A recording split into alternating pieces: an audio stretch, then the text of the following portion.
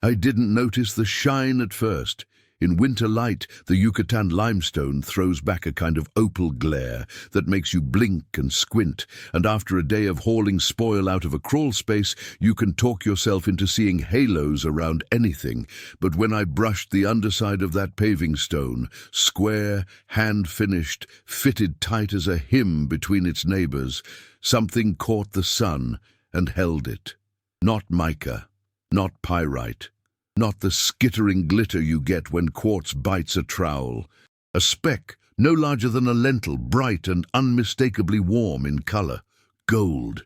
We were 3 weeks into a salvage-style season at a secondary platform on the northern apron of the Pyramid of the Moon. Too small for tourists, too big to ignore. The municipality had approved a drainage trench. Our institute begged 5 weeks to record whatever history the backhoe would otherwise pulp. So we built our tarps against the wind, drank our coffee the color of river mud, and started peeling back the plaza like a patient. My name is Dr. Ellen May Harrigan, and I have been in more holes than most men I know. I teach in Austin when the semester pays for it. The rest of the year I stitch time together with grants, borrowed field labs, and the stubborn belief that a good profile drawing is a love letter to the past. Beneath the paving, the fill matrix changed grit the way a story changes tense, from coarse, fast-poured construction spoil to slower, layered, intention material that somebody had tamped with care. And under one of those stones, on a ledge where no sunlight was meant to reach, I saw that spark. "Stop," I said softly, because I've learned that a quiet command makes fewer hearts blunder than a shout. "Everyone hold." Carlos, our local foreman, slid beside me, palm hovering, breath paused. Ruth, my grad student, whose hands shake only when she holds a coffee, handed me the soft brush we keep for anything that feels like it might matter. I teased the dust a grain at a time, not trying to reveal but to understand. The speck pried loose with a whisper and landed in my palm.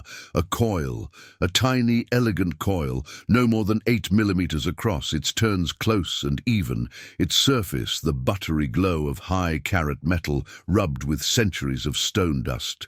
A spring so small and so perfect that for a moment I forgot to breathe. "Is that—" Ruth didn't finish. "It looks like a spring," I said, feeling how ridiculous that sounded. Like declaring a cat a cat. "Gold," Carlos clicked his tongue. "Bajo la piedra." "Under the stone." He looked at me over his mask. "No es antiguo." Not ancient.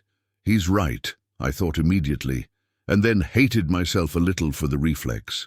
Springs like this don't belong here, not in pre-Columbian Mesoamerica.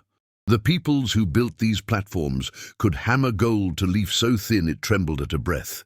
They could cast bells that sang in rituals and braze copper mirrors that ate the sun. But a coiled spring, a true elastic spiral, that technology, coiled, tempered spring metallurgy, is the child of later centuries, of watchmakers and gunsmiths and the Industrial Revolution. Gold, moreover, is a terrible spring metal. It remembers the bend too kindly and doesn't push back. If you want elasticity, you want steel, or at least bronze with the right temper. A gold microspring is an oddity even where such springs belong, and this was not where it belonged. I should have been relieved. An out-of-place trinket means intrusive deposit. Intrusive deposit means modern contamination. Modern contamination means the dreamers who want every hole to breathe mystery will have to tip their hats to the dull patience of stratigraphy. But I wasn't relieved. I felt how to say this without sounding dramatic, protective of our trench, of the story it wanted to tell before a gleam derailed it into nonsense. "Bag it," I said, and Ruth did. Evidence bag, finds register, coordinates, level, context. The ritual steadied me, like the sign of the cross steadies my aunts. We photographed the stone in situ, scaled and north-oriented, then lifted it on foam blocks and logged the bedding contact. Nothing else glittered. No cache, no trove.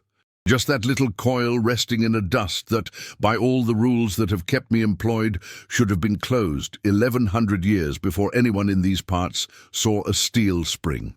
The guesses started before lunch. "Maybe a colonial rosary spring," offered Max, our conservator, as we gathered under the tarp like refugees from our own curiosity. "They used to make little tensioners for—" He stopped under my stare. We both knew he was inventing a thing because his brain hates not knowing. "Or a pen clip," Ruth said gamely. "Something fell from a pocket during a 20th century cleanup campaign, got kicked under the stone, then the stone sank and pinned it. Under a sealed bedding contact," I counted. "We had compaction on all four edges. That stone hasn't been out since pre-Hispanic placement. The bedding mortar had carbonate crystals grown like stalactites. Whatever got under there before it set, or before it was placed." Ruth chewed that. "Which means someone set the stone with the spring already there. Or the spring was lodged in the bedding matrix," Max said. "Bedding made from recycled spoil full of modern rubbish? Stranger things?" Carlos cleared his throat. He doesn't like to step on our academic banter, but he also hates nonsense. "Mi abuelo trabajó aquí en los 50s, he said. "My grandfather worked here in the 50s. Cuando el gobierno hizo limpieza antes de las visitas. Ellos metían cosas, sacaban cosas, cambiaban piedras, a veces para apurar, no para engañar. They moved things to hurry, not to deceive." "That's exactly what I'm afraid of," I said, and felt the old tiredness of a truth-teller who knows how many people prefer a myth. Our institute director would love a headline, "Micro-mechanism under pyramid stone." The donor who funded our season would adore a whisper of ancient clockwork. The newspapers, God help us all, would find a way to tie it to aliens by Wednesday. My job was to walk a line between humility and courage. Humility to admit what we don't know, courage to state what the evidence says even when the romantic version sells more tote bags. We kept digging. You don't let a glittering anomaly hold your trench hostage. North wall, a construction cut broader than my wingspan, full of amphora-like jars used for lime slaking, smashed and reused as fill. East wall, 2 child burials mapped against the foundation course, their offerings modest. Shell beads, a bone needle, a miniature matete worn by small hands. West wall, nothing but clean fill, a builder's backfill that told me we were at the edge of something more important upslope. By sundown, the chill was in our elbows, and the mosquitoes had organized. I logged the day's notes and felt the spring in my pocket like a pebble in a shoe. In the field lab, under the LED gooseneck, Ruth and I looked at it again. Coils, uniformly spaced. Inner terminal curve formed in a tight inward spiral. No eye for a hook, no tab. Not a compression spring, not a torsion spring of the kind you'd see on a clip. It looked, this is where my heart sank and a different kind of excitement rose, like a tiny balance spring, a hairspring, the breathing heart of mechanical timekeeping. The metal, if it was gold, was unfathomable as a choice. Almost no hairsprings are gold. But the form, I'd seen it 1,000 times in watchmakers' videos my father used to watch when his hands still moved steady enough to coax a stubborn clock back to life. We needed a metallurgical read, a microscopy session, a weight and a sense of its elasticity. We had none of those in a tarp lab with plastic tables and the smell of tortillas drifting from the village. I did the only thing that made sense to me. I called Tom Gundry. Tom isn't an archaeologist. He is a horologist, one of those peculiar Americans who learned to love small repairs by breaking things as a boy and apprenticing himself to men who took patience as a creed. He keeps a shop in Merida, crowded with clocks whose chimes are out of sync with each other and with women who come in to have old bracelets sized to new wrists. Tom is 69, plays the cornet poorly, and knows more about springs than anyone I can get on a bus within a day. He arrived the next morning with his loops in a cigar tin. "Show me your mischief," he said, peering down through the lens while the trench team tried to look like they weren't watching him as much as the spring. He didn't speak for a full minute. Then, "It's a hairspring. It's a good one. And unless my eyes have started lying, it's gold alloy. Soft, yes, but gold springs were sometimes made for high-compensation marine chronometers and fancy pocket watches. Rare, usually in combination bimetallic balances or temperature-compensating escapements. But a gold hairspring this size, about 8 millimeters across. We're talking a watch movement, not a clock. Late 19th to early 20th century, most likely. Swiss or American. Not Aztec, not Maya, not anybody you can sell on a T-shirt. The campground of my chest, tense of dread, tense of relief, shifted in the breeze. Then it's modern, I said, intrusive. He turned the spring with a fine oiler like a jeweler petting a spider. Modern to them, old to us. The bigger question is how it got under your stone. We all looked at each other. The field generates myth the way bread makes crumbs. Ruth ventured the colonial watch theory again. Tom shook his head. Hairsprings like this are not colonial, they are industrial. Steamships and railroads, insurance agents with fobs, 1900, give or take. Carlos told the story of his grandfather again. The cleanups, the shuffles, the good enough for the camera days. Tom nodded, then frowned. But you said the bedding mortar was set. Crystal growth undisturbed. Unless some fool lifted the stone and tamped it back with fresh slurry, which you would have seen, that spring slipped under there before the mortar cured, or as the stone was placed. So it rode in with the bedding, Ruth said slowly, which means the bedding fill had modern material in it, unless, Tom said, someone working here wore a watch. And when he bent to lower the stone, the watch burst, dropping its guts, hairspring included, into the matrix. Unlikely, but I've seen mainsprings fly like angry eels. We all pictured the scene, a mid-century labourer with a cheap watch, proud of it, bending under a state engineer's orders to lift a stone for the camera. The case back popped by strain, a silvered dial falling face down into slurry, the hairspring, that delicate breathing heart, escaping, landing on a ledge, and being immortalized by lime and weight for us to find 60 years later. I wanted to believe it, not because it was romantic, but because it was human. The past is full of accidents that turn into evidence. Or, Tom said, and here he smiled in a way that made the hair on my arms rise, it belongs to a mechanism you haven't found yet. The trench stilled around his words, the way it stills when a breeze brings in the smell of rain. What mechanism? Ruth asked, cautious. We all knew the cheap answer everyone outside the fence would want. Ancient machine, lost technology. We all knew our names would be on better donor lists if we played along.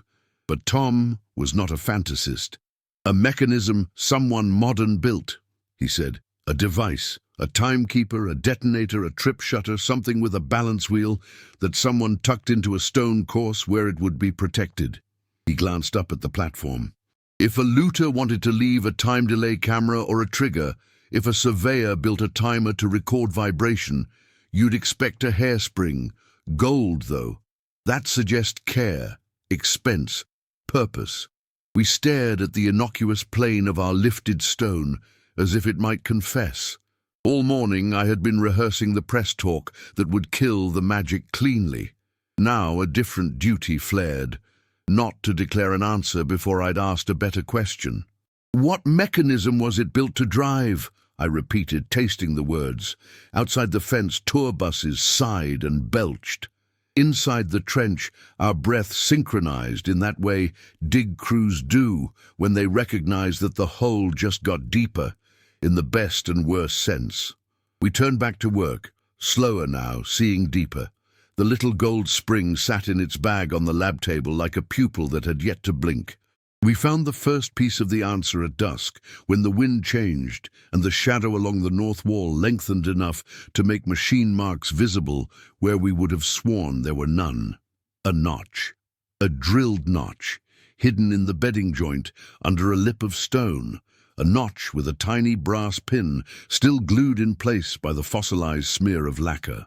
That night I lay on a cot in the field house, hearing the old ceiling fan rub its bearings thin, and thought of my father's hands inside a broken pocket watch, coaxing the balance to breathe again. Time is a mechanism, but it's also a motive, and whoever put a gold hairspring under that stone had wanted one more than the other.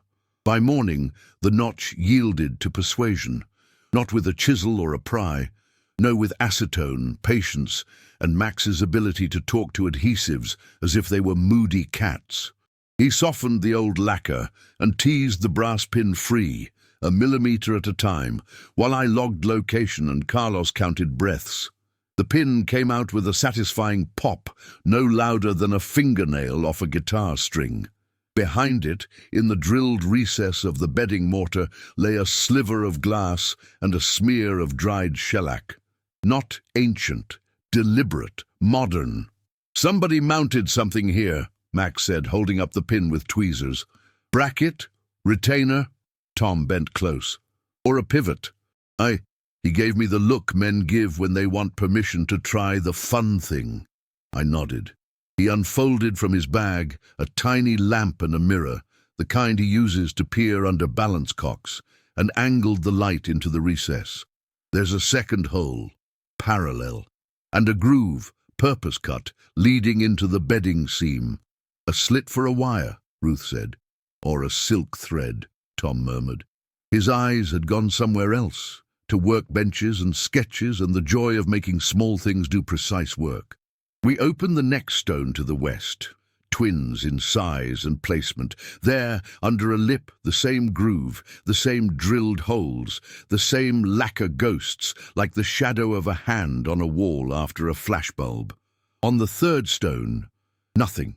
It was a two-point mount. Something had spanned the joint, hidden from sight, unless you knew to look under and between, its presence betrayed only by the wounds it left when removed by a careful owner or a thief who respected tools. A mechanism. The hairspring, gold, delicate, purposeful, suddenly had a frame to belong to. "Let's inventory possibilities," I said, and the trench crew gathered the way families do when the doctor wants everyone to hear the news at once. What modern devices would someone mount under a paving stone, spanning a joint, with a silk thread groove and lacquered brass pins? "A seismograph pickup?" Max started. "A sensor to measure vibration?" "Too crude a mount," Tom said gently. "And the thread groove makes more sense if the thing pulls." "A time delay trigger," Ruth said, swallowing, "for an explosive." Silence. We were, after all, under the apron of a monument, in a country that has known its share of political years when explosions were used to make points. Carlos shook his head. "No cicatrices de quemado," he said. "No burn scars. No spall in the bedding. No ash. The holes were clean. The story they told wasn't of fire." "Camera shutter," Tom said softly. "A blinker. Think like a gentleman thief, 1930s maybe. You want to photograph something inside a tunnel without being there when the guard makes his round. You need a timer to open the lens, a mechanism to blink a shutter, a way to anchor the rig in place without bolts that would split the stone. You drill 2 hidden pivots. You make a frame that clamps under the stones with those pins. You run a thread along the groove to a watch movement modified for a time delay, and you need a hairspring to govern that delay.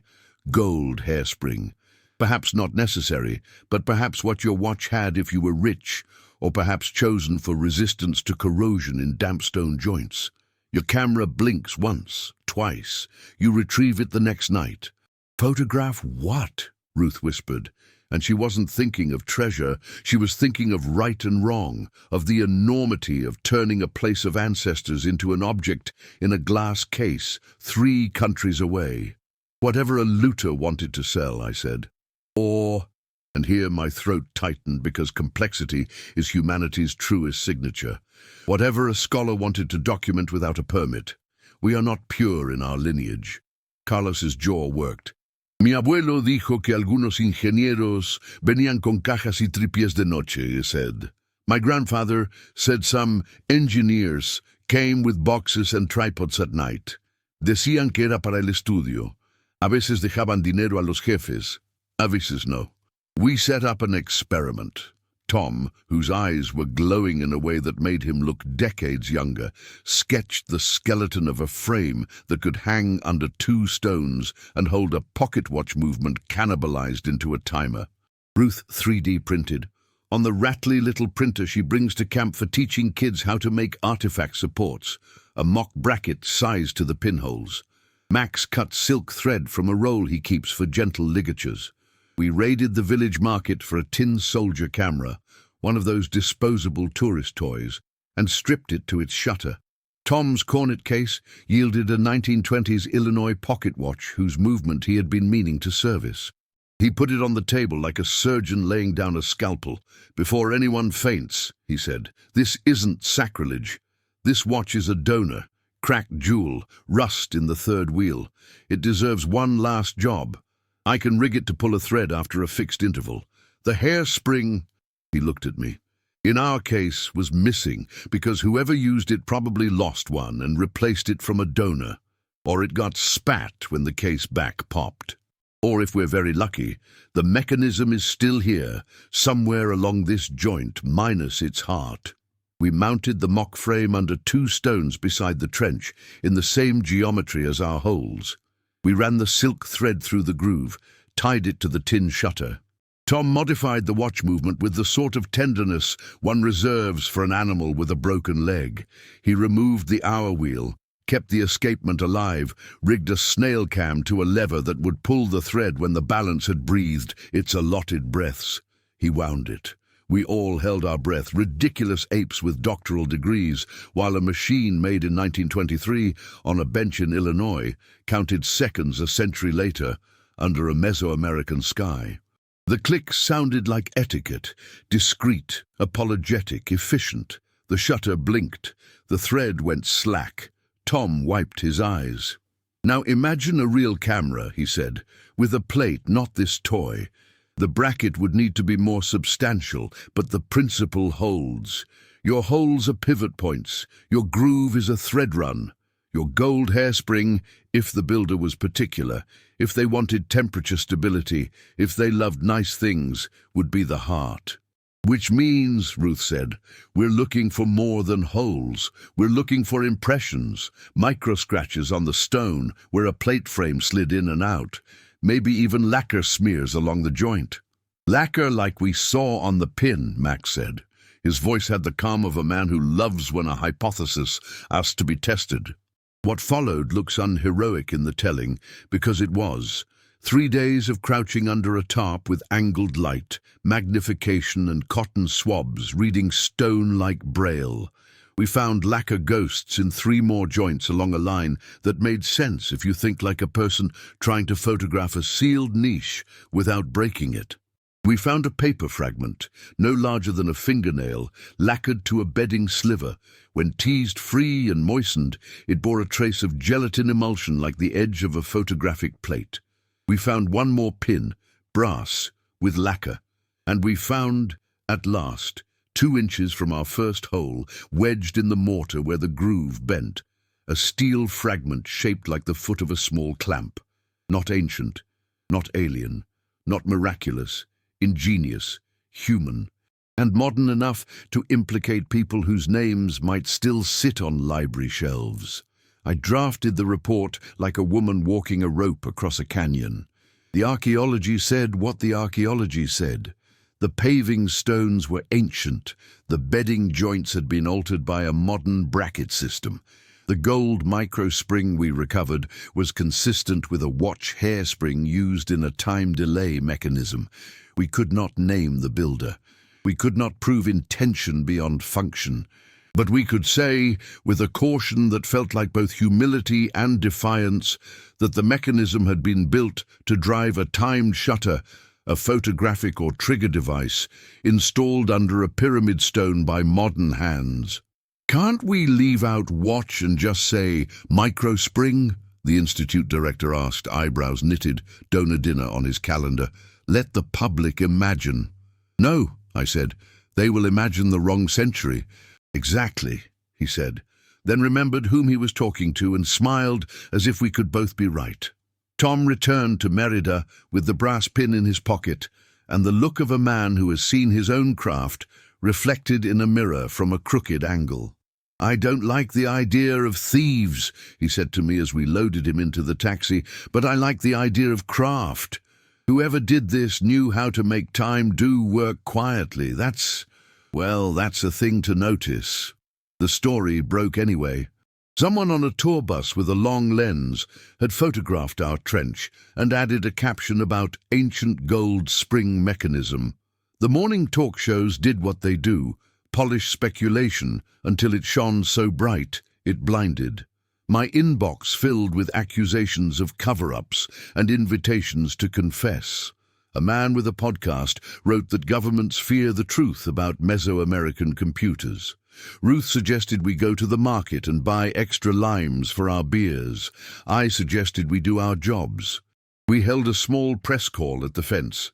I spoke slowly because I have learned that your first sentence will be the one quoted, and because people deserve sentences they can repeat without being cheated. "We found a gold microspring," I said. "It is a hairspring from a watch. 19th or 20th century.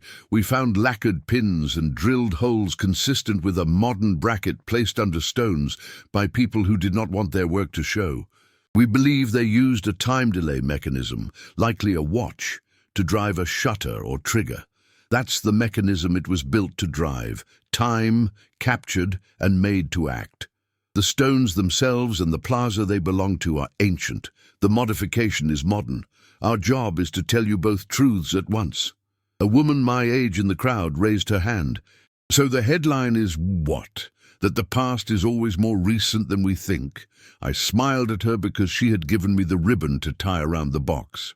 "The headline is that our ancestors built a place we still love enough to meddle with, and that even our meddling leaves traces worth reading. The gold spring tells a modern story inside an ancient one.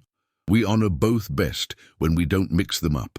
When the season closed, we had our trench drawn, our profiles inked, our samples catalogued, our report written in a careful hand that wouldn't embarrass us in 10 years. We also had a small exhibit case at the local community center, curated with Carlos's fierce pride, the photographs of the notch, the brass pin, the steel clamp foot, the paper scrap with emulsion, and, in the center, the gold hairspring, tiny as a coin of breath, mounted on a dark felt that made it gleam like the sun in a well. The label didn't flirt. It read, "Gold Watch Hairspring, say 1880, 1930, recovered from bedding joint beneath ancient paving stone. Likely component of a modern time delay mechanism used to operate a shutter or trigger in a clandestine documentation or looting device. Mechanism, it was built to drive the regulated motion of a balance wheel, the beating heart of a watch, repurposed to make time do work where hands couldn't. People stood in front of that case longer than they did in front of the clay figures and the broken jars. Some frowned, disappointed that their favorite myths had not been fed. Most smiled, I like to think, because they recognized themselves. We are, after all, the species that makes springs to bargain with time. Sometimes we do it to catch a train, sometimes to catch a photograph, sometimes to steal, and sometimes we do it to understand, which is all archaeology is when it remembers to be humble. On our last evening, the plaza purpled the way it does when the sun sits and thinks before it goes, and Carlos brought mezcal in enamel mugs. Tom had mailed back the brass pin, polished in a tiny frame. We hung it on the fieldhouse wall beside a photo of the trench. Ruth wrote under it in neat block letters, what mechanism was it built to drive? Time. I slept that night with the windows open to the frogs and the distant thud of a drum from the village. In the morning, we filled the last bags and laid the last tarps and locked the field lab. I slid my hand along the limestone one more time and felt the faintest scratch where a bracket once gripped stone. Not ancient, not sacred, not worthy of myth. Evidence. Enough for me. Enough for the story we owed the people who built this place, the people who altered it, and the people who will stand here after we are gone, listening for mechanisms beneath their feet and learning to tell which century they belong to.